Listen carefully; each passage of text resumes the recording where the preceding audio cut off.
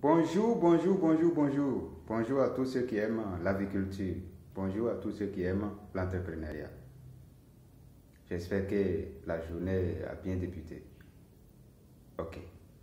D'accord. Je sais bien que la journée a bien débuté et je sais bien que la semaine va bien commencer. Alors, aujourd'hui, nous allons changer un peu le sujet.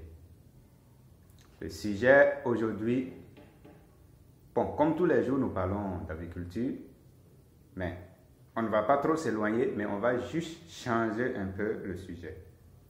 Alors, aujourd'hui, on va parler des fausses excuses, voilà, à éviter lorsqu'on veut réussir dans l'entrepreneuriat. Les fausses excuses, voilà, que certaines personnes se donnent pour ne jamais commencer à entreprendre. Ce n'est pas toutes les excuses qu'on va évoquer ici, mais j'ai sélectionné quelques-unes, voilà, que j'ai même parlé de ces excuses-là dans mon livre intitulé « Le secret d'un aviculteur aguerri ». Donc, je vais évoquer quelques excuses. Voilà, on va pas... Il y a des dizaines, des milliers d'excuses que les gens se trouvent pour ne jamais passer à l'action. Mais on ne va pas se mettre à citer tout.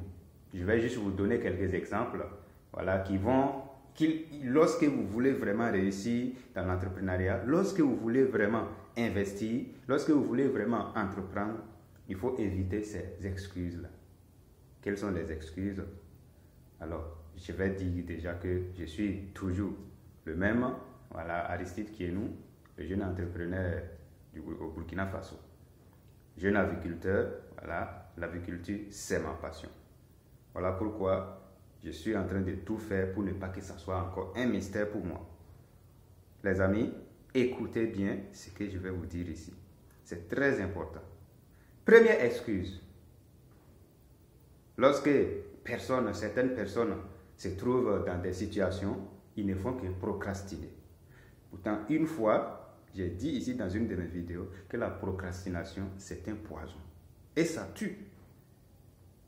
Donc, je l'ai encore répété ici parce que c'est une chose très dangereuse. Et lorsque tu procrastines, tu ne vas jamais passer à l'action. Tu vas toujours te trouver des excuses pour ne pas commencer. Pourtant, commencer, c'est très important. Tant que tu ne commences pas, tu ne pourras pas aller loin. Donc, les gars, commencez. Et pour commencer, il faut éviter certaines choses, certaines pensées. Il faut éviter de causer avec des personnes négatives. Vous voyez, dans l'aviculture, si tu veux commencer, il faut éviter ces genres d'excuses. Premièrement, quelle est l'excuse qu'on peut se trouver? Alors, je n'ai pas assez d'argent. Beaucoup de gens disent ça. Je n'ai pas assez d'argent. Première excuse. Toujours, le financement pose problème. Pourtant, on n'a pas forcément besoin d'attendre un financement conséquent pour commencer. Avec le peu que vous avez, vous pouvez commencer. Donc, il faut éviter de penser que vous n'avez pas l'argent. Si vous voulez réellement avoir les sous pour commencer, vous pouvez le faire. Il y a certains même qui disent non, que je n'ai rien. Ah, cette affirmation, encore une fois de plus, je vais le répéter ici. Cette affirmation-là met le cerveau en état de veille. Ça ne fait plus travailler le cerveau. Vous voyez? Il faut se poser les questions, comment faire pour commencer? Là, vous allez vous mettre à chercher et vous allez trouver la solution à votre problème. Et là, vous allez commencer. Il faut se fixer un objectif. Telle date, à telle date-là, je vais commencer, quel que soit alpha. Et en fonction de ça, vous allez aussi vous battre pour qu'à cette date-là, même si vous n'allez pas avoir la totalité, que vous puissiez commencer. C'est ce que les gens oublient parfois. Vous voyez? Je veux, par exemple, faire la formation sur la fabrication d'une couveuse. Je me fixe cet objectif-là, que dans un mois, je dois avoir la somme voulue, voilà, pour pouvoir m'inscrire à la formation de la fabrication d'une couveuse. Alors, mais il ne s'agit pas de le dire aussi, il faut le faire. C'est ça, il faut passer par des moyens assez logiques pour pouvoir trouver cette somme. Et j'ai toujours dit aux gens, il y a des gens qui me contactent, ils me disent, Kienou, regardez, moi je veux bien commencer, mais je n'ai même pas, voilà, quelque chose. Par exemple, quand j'ai pris l'exemple sur commencer avec 2 poules et un coq, Il y a des gens qui disent, eux-mêmes, ils n'ont même pas, ils n'ont rien. Je dis, ok, qu'est-ce que toi tu es prêt à faire? Il n'y a pas d'agriculteurs, de fermiers dans votre zone. Tu ne peux pas aller proposer tes services à ces personnes-là. Ne serait-ce qu'aller proposer tes services pendant une période donnée et au retour, tu ne prends pas d'argent, mais tu prends les poules. Et voilà. Donc c'est à toi de voir maintenant si tu vas prendre des poules plus autre chose. C'est ça. Vous voyez, ça c'est une idée parmi tant d'autres. Ok, bref. Donc les gens disent je n'ai pas d'argent.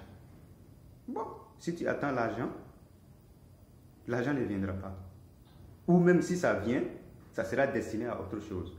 Mais si tu fais un programme fixe, l'argent qui va venir, tu sais que ça va rentrer ici et que ça va te faire un retour sur investissement. Tu vas travailler à le faire. Donc ça, c'est la première excuse. Je n'ai pas d'argent. Ou bien, je n'ai pas assez d'argent. Ce n'est pas une excuse pour ne pas commencer. Si vous voulez commencer vraiment, vous allez commencer. Parce qu'il faut commencer petit pour aller grand. Tu commences petit et maintenant tu vises. Il y a des gens qui pensent que non, il faut venir mettre des millions dans l'agriculture. Si tu mets des millions, de toute façon dont c'est venu, c'est comme ça peut repartir. Voilà, il faut qu'on soit clair là-dessus. Tu n'as jamais pu gérer 2 poules. Ce n'est pas 100 poules que tu vas pouvoir gérer. Il faut apprendre à gérer d'abord 2 poules, après 10 poules, après 30 poules, 100 poules, et après tu vas pouvoir gérer des dizaines, des centaines de poules. Sinon, si tu veux commencer, alors il y a des gens qui m'ont expliqué que leur situation, c'était lamentable. Parce qu'ils ont cru que non, c'est en investissant beaucoup, voilà, que je vais recueillir beaucoup. C'est une erreur. Commencez toujours peu. Si vous pensez que vous voulez commencer lourd, là, il va falloir recruter des personnes qui sont compétentes dans le domaine pour pouvoir venir gérer votre entreprise à votre place. Et là, il va falloir dépenser beaucoup. Si ce n'est pas le cas, il faut commencer petit. Moi, personnellement, moi qui suis en train de vous parler, j'ai toujours commencé petit. J'ai enregistré des pertes. Mais lorsque vous enregistrez des pertes en ce moment, des échecs, alors il s'agit des expériences. Et une fois que vous arrivez à surmonter tout ça, alors ce ne sera plus un mystère pour vous. Les amis, il ne faut pas attendre. Il ne faut pas attendre que tout soit réuni. C'est au fur et à mesure qu'on construit. Vous voyez? Donc c'est au fur et à mesure. Sinon, on allait dire, je veux construire une maison et tu fais en même temps tout et tu viens t'arrêter. Pourtant, on commence d'abord par la fondation. De la fondation, on monte et on construit un peu, on va à la ceinture, alors on construit, on termine la construction avant de mettre la tôle. Vous voyez? Donc rien ne se fait de façon brusque. Il faut aller toujours pas à pas.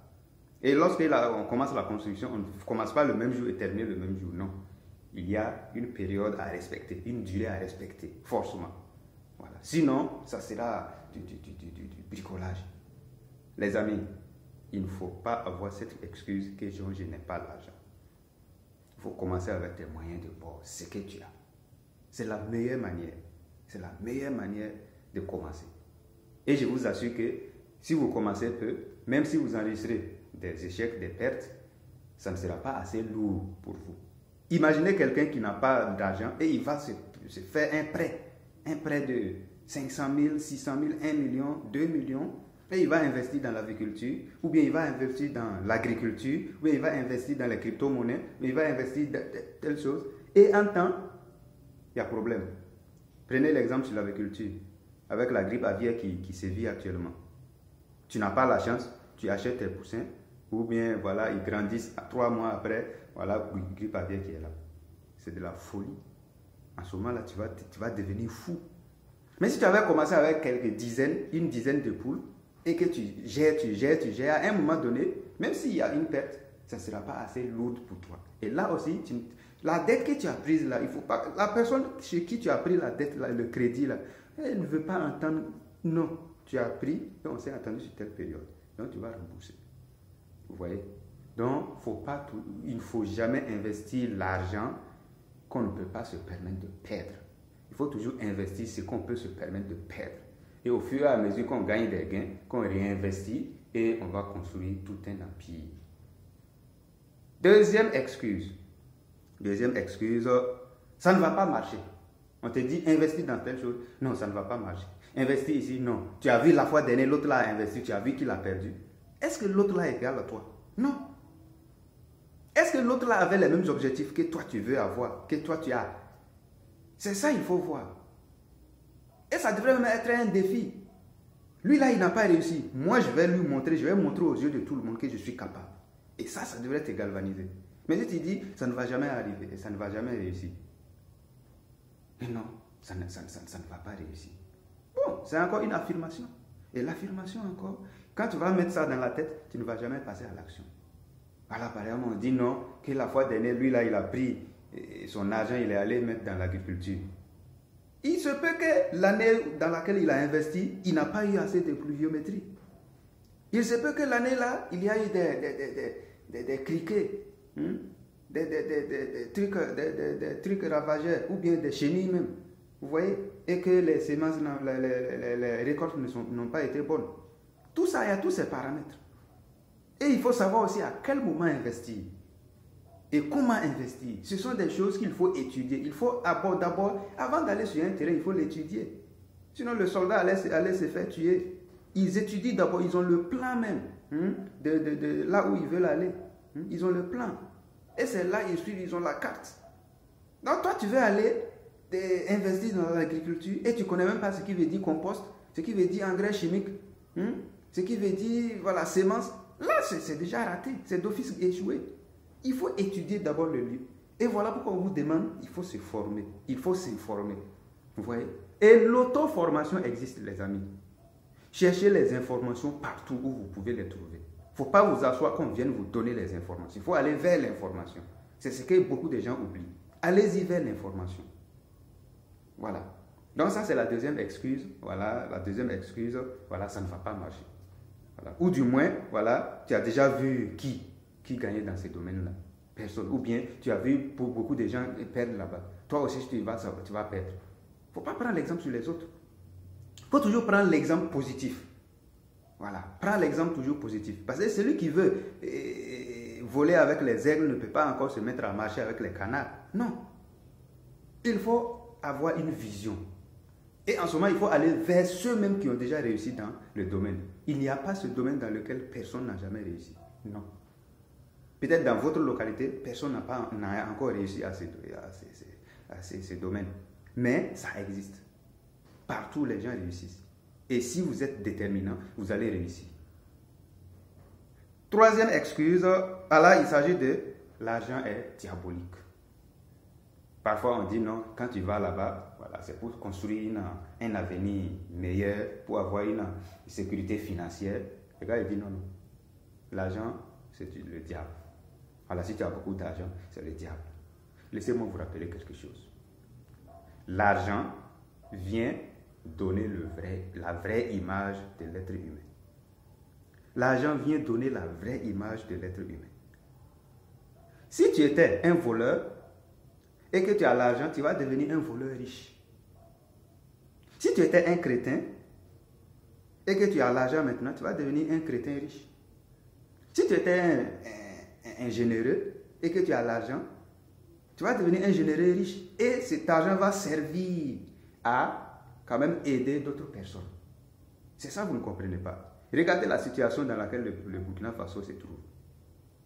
Personne n'a demandé à le devenir avec les déplacés et autres. Vous voyez? Maintenant, si tu as l'argent, tu peux aider ces personnes. Vous voyez? Financièrement. Tu peux aussi aller vers eux. Voilà, vers ces personnes-là pour les aider moralement. Tout. Vous voyez? Mais si toi, tu es un bandit et que tu as l'argent, tu vas devenir un bandit riche. C'est ce que les gens ne comprennent pas. Tu vas demander à quelqu'un, fais du mal à telle personne et je vais te payer. Ce n'est pas l'argent qui a fait le mal. Mais c'est toi l'idée que tu as, qui est née derrière ta tête là. Dans ta tête là, que non, je vais tuer. Mais l'argent vient servir, voilà, à agir, à financer certains actes. Sinon, ce n'est pas ça. Alors, prenons l'exemple tout simple. Voilà, tu vas à l'hôpital, tu as quelqu'un qui est décédé, qui est malade gravement, et sans quelque chose, si on ne trouve pas une solution, la personne va céder. Et que tu n'as pas l'argent. Tu penses que les gens tu vas aller demander? Non. Les gens vont venir investir dans les funérailles de ton proche. C'est ça vous oubliez. Parce que ce n'est pas à tout moment, tu vas vers les gens là, ils vont toujours dire non, vraiment, je veux bien, mais vraiment. Pourtant, en cas de décès, vous allez voir ce que les mêmes personnes vont venir nous donner. Vous voyez? C'est pour dire que lorsque vous avez au moins un peu, et que vous savez, vous tous, vous-même, vous savez d'où vient cet argent, en ce moment, ce n'est plus de l'argent sale. C'est vrai, ça existe, des gens vont vendre même des âmes des gens. Non, mais parce que l'argent que tu vas trouver ici, en investissant dans l'entrepreneuriat, c'est l'argent de la sueur de ton front. Parce que tu vas te battre. Et cet argent, qui va oser dire que cet argent est sale? Non. Et si tu es un travailleur et que tu gagnes l'argent, tu seras un travailleur riche. Et en ce moment, tu vas amener tout le monde à travailler comme toi. Tu ne vas plus dilapider. Ceux même qui gagnent l'argent honnêtement ne gaspillent pas l'argent. Bon, les gens vont dire non, voilà, les religions interdisent que les gens soient... Non, mais attention, attention. Les religions n'ont jamais empêché quelqu'un de travailler dur pour avoir quelque chose. Les religions, faites attention. La religion, nous prions, voilà, pour... Mais si tu as au moins les moyens pour faire du bien aux autres, est-ce que Dieu a refusé ça? Dieu dit de faire du bien aux autres. Maintenant, si il se trouve que tu fais du bien et que, en plus du bien que tu fais et que tu as encore le financement, financer certaines choses pour certaines personnes, est-ce que Dieu va interdire ça? Non. Ça devient une bonne œuvre.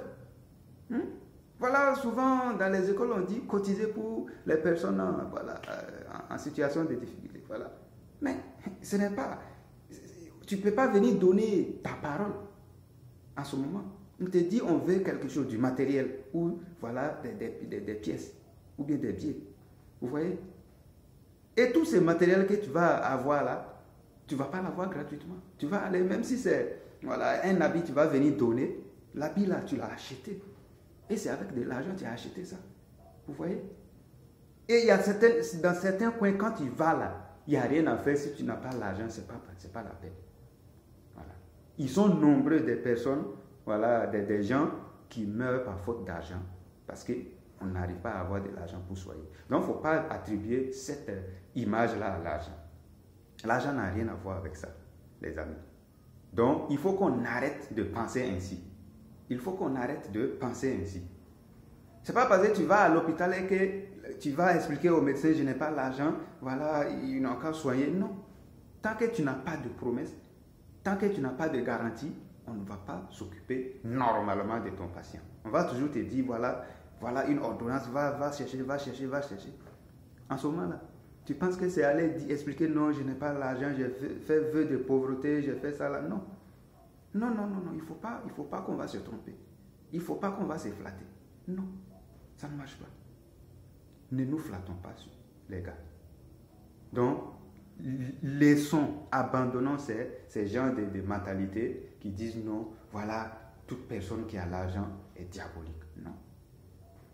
Non. Si c'est le cas, nous n'allions pas exister dans ce monde. Regardez les gens en fonction de leur voilà. Je vais un peu mettre un peu de l'humour dedans. Quand Adama Daiko disait que lorsqu'une personne est en forme, a un gros ventre, et qu'il n'a pas l'argent, on l'appelle le gros. Mais s'il a l'argent, on l'appelle le boss. Vous voyez, bon, ça c'est juste une parenthèse. Vous voyez ce que ça donne. Donc quand tu as un peu, on n'a pas dit d'aller vendre l'âme de quelqu'un, d'aller échanger l'âme d'aller sacrifier animal. J'ai une fois dit ça ici. Et le sacrifice ne veut pas dire, le sacrifice dans le domaine de l'entrepreneuriat, ça ne veut pas dire aller tuer un être vivant. Même pas une poule, même pas une fourmi.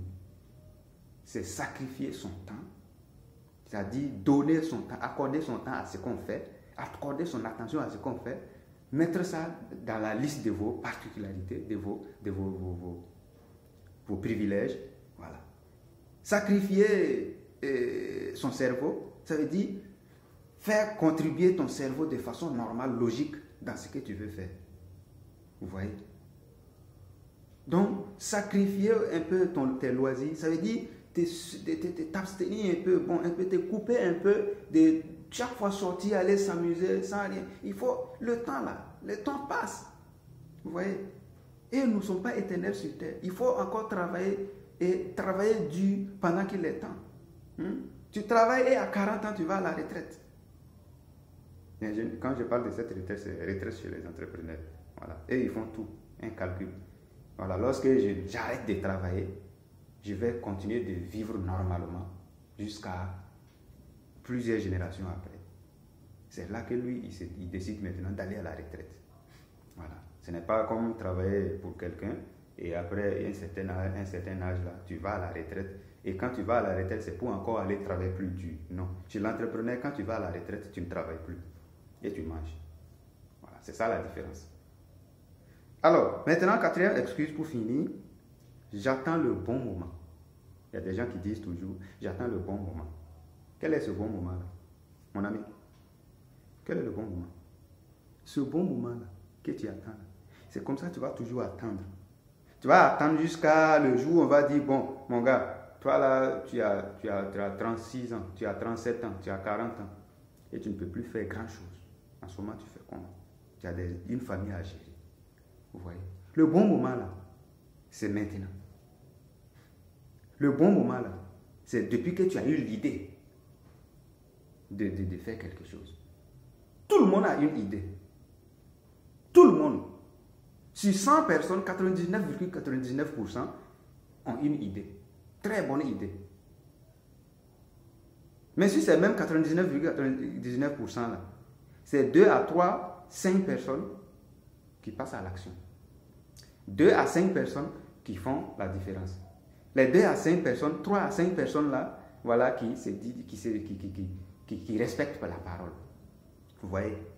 Donc les amis, il ne faut pas attendre.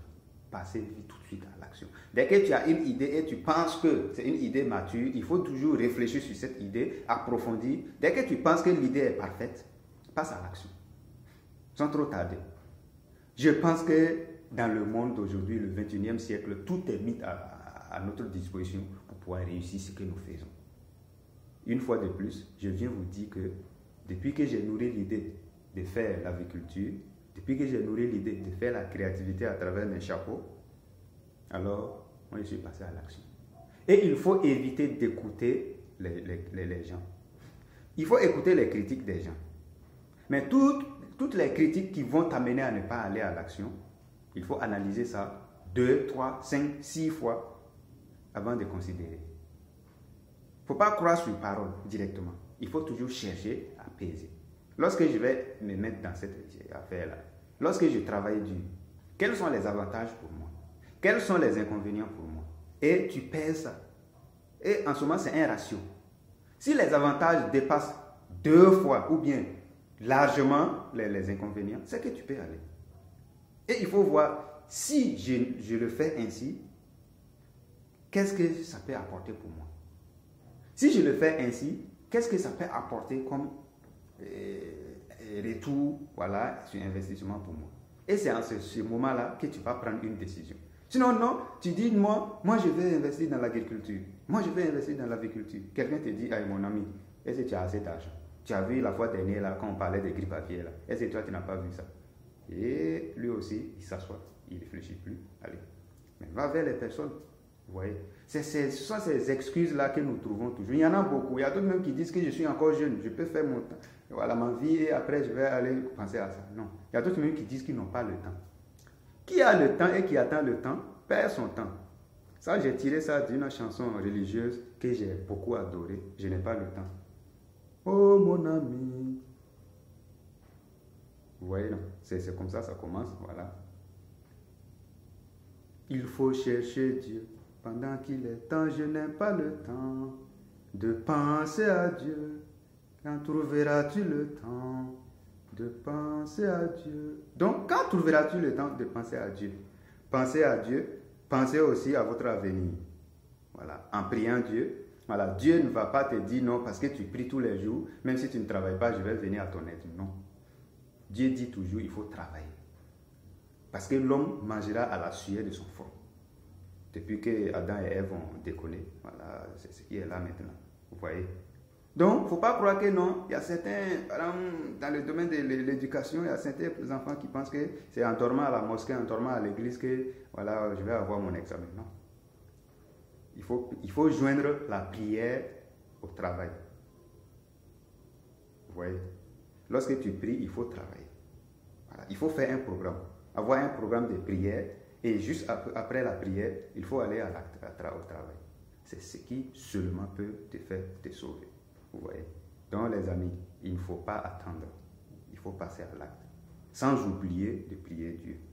Sans oublier de faire les choses justes. Il ne faut pas faire des choses sataniques. Il ne faut pas rentrer dans des trucs bizarres que tu ne connais pas l'origine. Il faut toujours faire des recherches sur ce que vous voulez faire. Il faut toujours faire des recherches approfondies sur ce dans quoi vous voulez vous mêler. Il ne faut pas que tu vas t'introduire, t'impliquer là-bas, voilà, en ignorant toutes les issues, en ignorant la suite, et après tu te retrouves dos au mur. Non, il faut toujours étudier ce que tu veux faire avant de commencer. Mes très chers collaborateurs, mes chers abonnés, j'espère que j'ai été un peu lucide avec vous et que le meilleur gagne. Je vous remercie. À bon entendeur, salut.